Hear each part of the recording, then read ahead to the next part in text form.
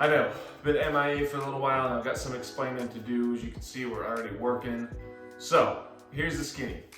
I wanted to start on my all-wheel drive swap a long time ago, like a month ago. But fact of the matter is, 94 Co has been very busy, been absolutely slammed with customer jobs, kind of expected it. You know, pre-holiday rush, everyone's getting their stuff together, they're gonna go driving, go visit family, so had a lot of people visiting me for repairs, for maintenance, which is good because it gives us money to do cool things to the GTI.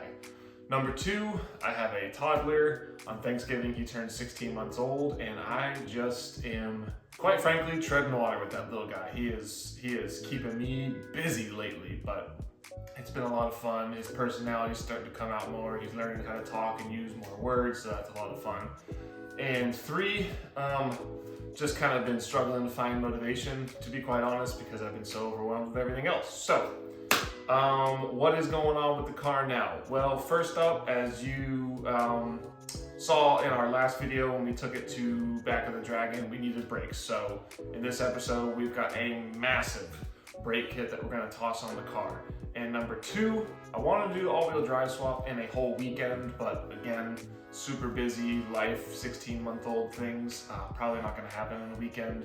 So today we are going to get the ball rolling on the all-wheel drive nonetheless. We are going to swap out our transmission. So we have a 6-speed O2M in the car right now, and I picked up a transmission that we need for our all-wheel drive swap. So we're gonna swap them out. We're not gonna do the rear end, any of the rear drive gear, anything like that today, but nonetheless, we can kick things off, we can get the transmission in there, we can sell the old transmission to a subscriber. AJ, if you're watching this, really appreciate it. So anyway, let's not waste any time. Let's get to it, and a little bit of a change of scene. Again, because I have so many customer jobs, my garage at home is actually full of customer cars, so I am at my parents' garage right now. So Mom and Dad, I appreciate it, and I'll get this thing out of here as soon as I can. Let's get to it. All right, so check it out. If y'all watched my last video on the review on our Neomax Euro Tuning Edition coilovers, you know that the car is performing great, but we need to upgrade the brakes. We just do not have enough braking power when we're driving this thing at its limit, especially with 200 more pounds up front over the front axles. So we've got some big boys here. These are B9, S4, S5, 6-pot Akabono brake calipers up front. These are Mark 8 Golf R 357mm rotors. And to pair with all that, we've got some Hawk HBS 5.0 pads. In the rear, we have 310mm carrier brackets off of a Passat 3.6 4Motion. We are simply going to swap these carrier brackets out for the ones on the car now. We already have the correct calipers since this is an early Mark 6, this is a 2010. And then we can run 310mm vented rear rotors. So essentially super budget Golf R rear setup. Mark 5s are gonna have the correct caliper, and 2010 only Mark 6s have the correct caliper. All you need is a carrier bracket, and then the rotor, the pads in fact are the same. Lines are gonna be the same. We're not taking the caliper off. If you have a 2011, 12, 13, or 14 Mark 6, this will be a caliper, carrier bracket, line, pads, and rotor swap. We're in luck, we got a 2010, so we picked these things up super cheap off of our good friend Adam, Godspeed 73. He is a local VW salvager. He hooked us up with these, got them powder coated to go with our lizard green, and then we can run some Golf R discs. So we're gonna have 357 and 310mm vented and cross-drilled rotors all the way around the car. I'm excited. Let's start with something easy. Let's do the rear first.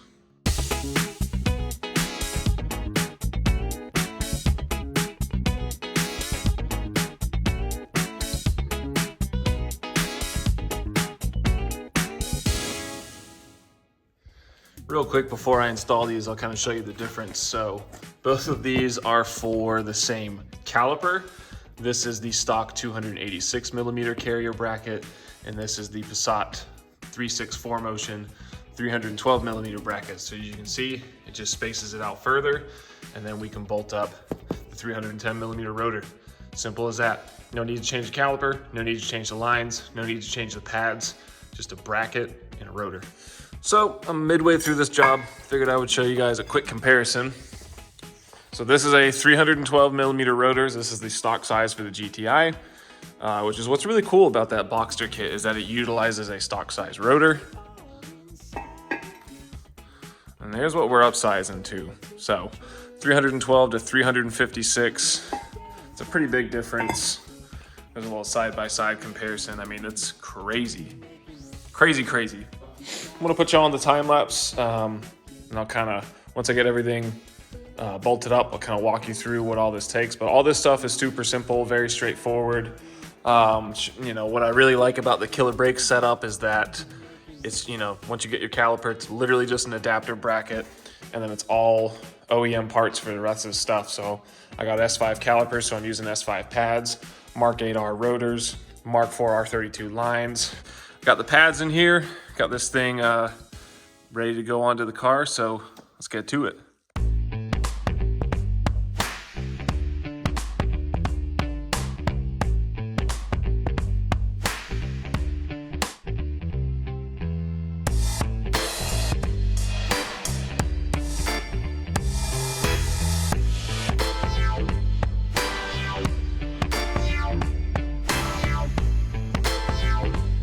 What's up? It's Future Choby. I just got back from my parents' house after doing a bunch of work on the car and filming, and was going through footage and realized I completely forgot to film kind of my follow-up on getting the brakes installed. So ran into some issues with that big brake kit. I'll touch on that at the end of the video, but for the sake of kind of, you know, keeping the progress going, I'm going to show y'all all the footage from the next phase, which is actually getting our all-wheel drive transmission installed in the car.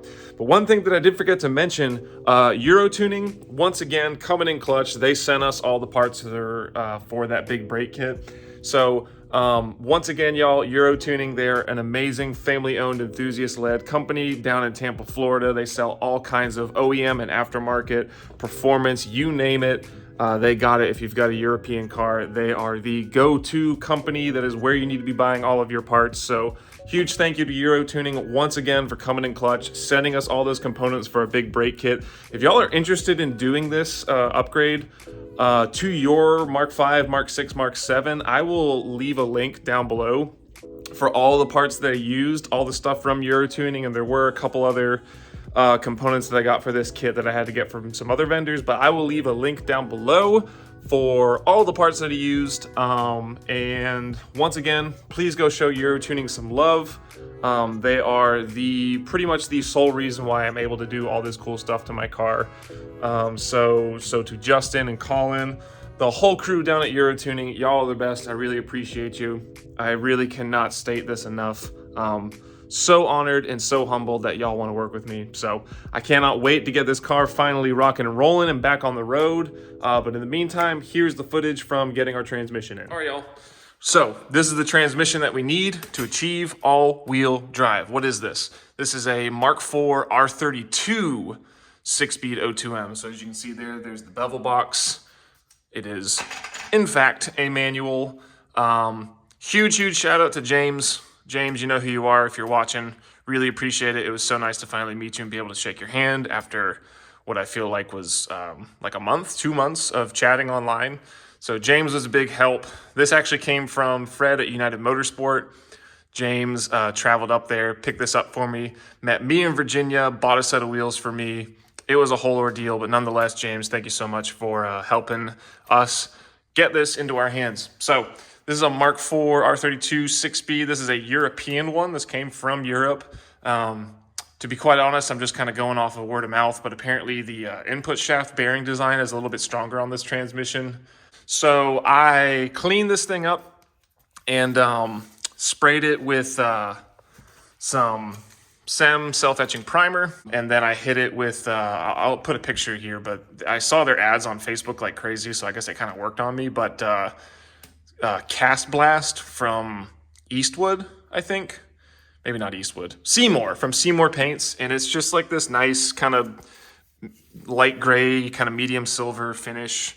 And it dries really quick and adheres really nicely. I've banged into this a few times with tools and none of it's chipped. So We are going to drop our lovely powder coated transmission. In case y'all didn't see, yeah, our transmission is in fact powder coated. We're gonna swap all the beauty hardware from our old transmission onto this one, get everything moved over that we need, get this thing cleaned up. I need to clean up this flange right here. As you can see, we've got paint on it. And then toss in our axles. So I grabbed 3 axles. I wasn't sure which ones I need. These two appear to be the same. So this must be the passenger side, that's our driver's side. And we're just gonna run, with the bevel box with no prop shaft on it for the time being. It'll be totally fine. But that way we can get a head start on the all-wheel drive swap. Transmission will be in, and then when time allows it, we can just focus on the rear end stuff. We'll also, at the same time, we need to install our all-wheel drive front sway bar. As you can see, it's got that little kink for the bevel box, for the prop shaft. And so we will put this in while we do that. Typically with these types of jobs, I do not like to drop the subframe. I'm pretty much an anti-drop the subframe kind of guy, if I can avoid it. But since we have to do the sway bar, which I believe is I don't know if it's a subframe out job, but I know it's a lower the subframe job at the very least. We're just gonna completely remove the subframe. It is going to make removing and installing this transmission much easier. So, kind of 2 birds, 1 stone, but I do like to avoid it if I can. I think in this case, it makes the most sense to just remove the subframe. That's a pretty heavy transmission. And, we're working on quick jacks. I don't have a 2-post and a trans jack. So let's not waste any time. Let's get this guy out. And then it goes to Florida. First order of business, we need to get rid of some stuff up top, just like this, just like that. And since we kind of did a mild shave, that is all we need to uncover. Now we just need to get our shifter cables undone, shifter cable bracket, and then that's pretty much everything up top.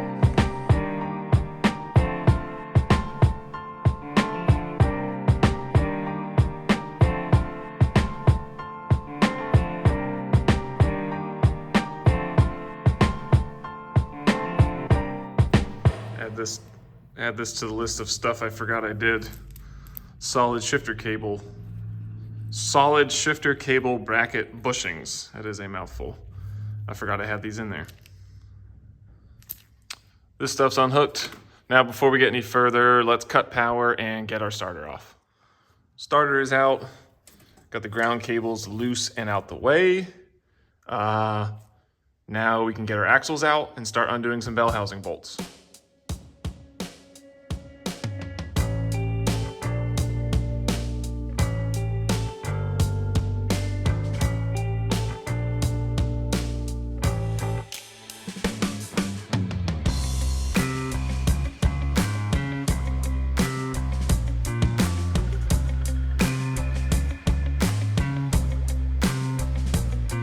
Alrighty, axles are out the way, making good time. I believe now we can move on to dropping the subframe.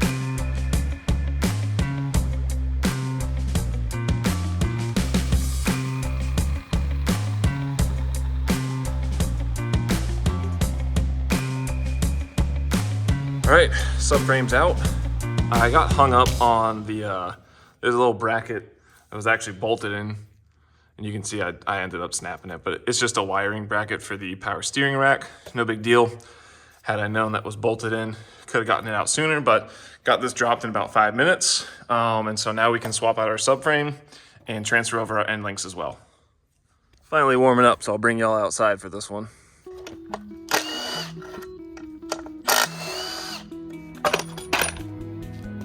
our end links off.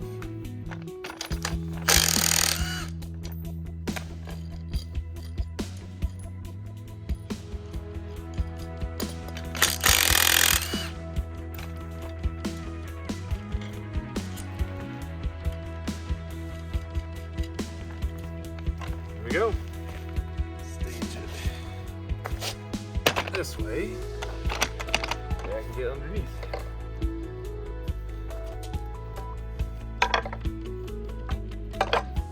So there's your difference. You can see this one's got shaped quite a bit differently right there in the center. Also, it feels like this one's hollow, and this one's definitely heavier, so this is probably a solid core. And yeah, these bushings have seen better days, probably from the old leaky 4-cylinder. I need a new dog bone. If anyone's watching, you want to send me a new dog bone, I would love that.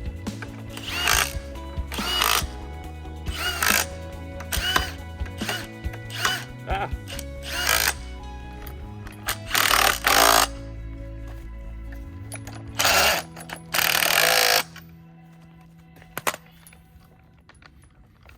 Good.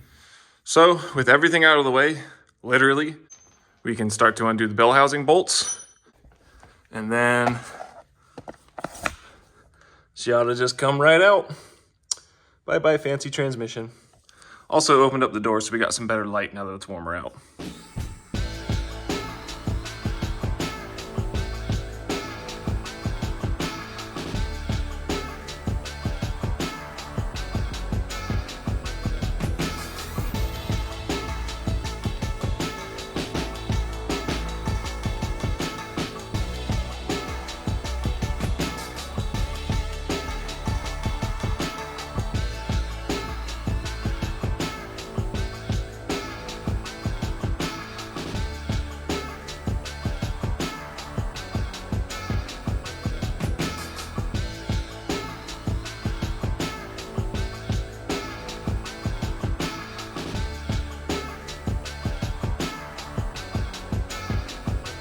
It was right here where I realized I screwed up.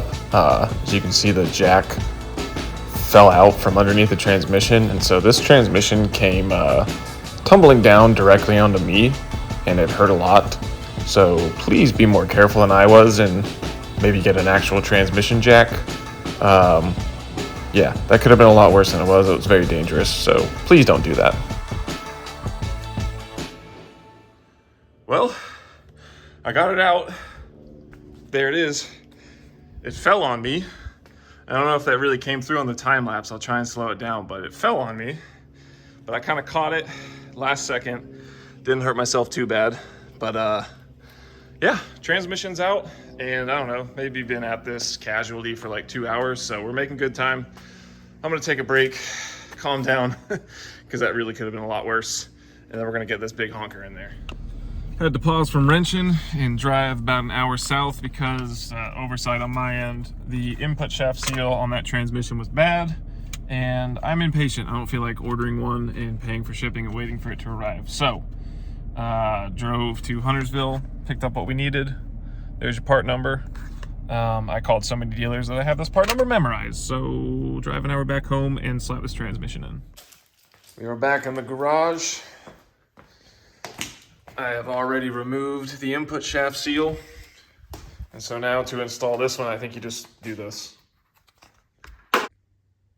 Aha! It worked. Ta-da! I can't wait to shower. All right. So, had to call in backup. Nick had to come here, Damien had to come here. Because I'll try and pause it in the time lapse, but that fell on me, and so I wasn't about to try and test fate again.